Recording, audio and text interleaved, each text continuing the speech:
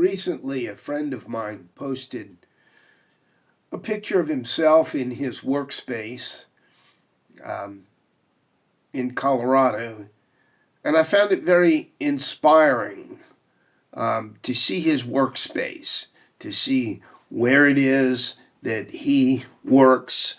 He's a very creative, innovative individual. He and I were members together of an improv comedy group years ago. We were an innovative, well-loved group called Midnight Snacks, and he was a key mover in that troupe. We have stayed in touch over the years, drifted in and out of connection, but it was good to see his workspace, and I found it very inspiring. And so I even posted on my own Facebook an invitation for people to come and post pictures of their workspace. What inspires you? What moves you?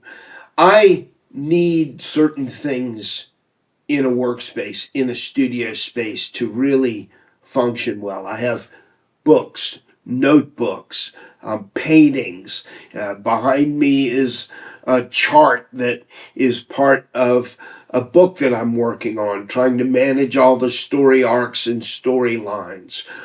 If you were to look here on my wall, you would see that I have a huge 4 by 8 foot piece of paneling that is for writing on. It is a piece of paneling that does the same thing that an erasable marker board does, but it's got my calendar and it's got my reminders and it's got my daily activities. People have asked me often why I've been able to accomplish the things I have. How have I done the travel that I've done and the ministry that I've done? And part of it is because I create an environment that helps me to be productive. I create reminders and systems to be able to accomplish what I want to accomplish.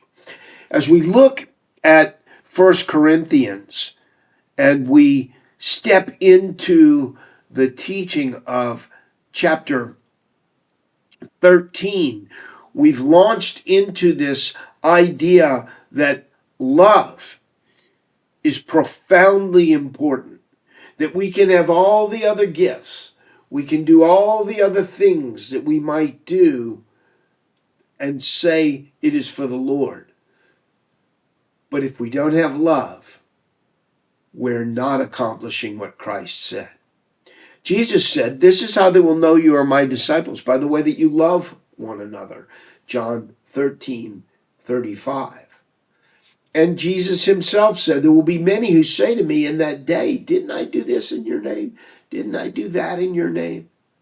And Jesus will say, 'I never knew you, because you walked past my hurting friends. You walked past others to do these great things, but you've forgotten love.'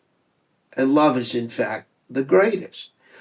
So, in the beginning of chapter 13, it tells us that he's going to show us the most excellent way, and that excellent way is love. More important than knowledge, more important than sacrifice, more important than prophecy, more important than anything that we do, speaking in tongues, worshiping with angels, love. We need the power of the Holy Spirit to love. Paul has been teaching us that we need that spiritual unction, that we need that spiritual blessing. He spent chapter 12 talking about letting the Spirit lead us and guide us. What is it that the Spirit is going to lead us and guide us to do? To love. It's not easy. If you listened to last week's message, and if you spent the week working on love, you may very likely have run into obstacles along the way.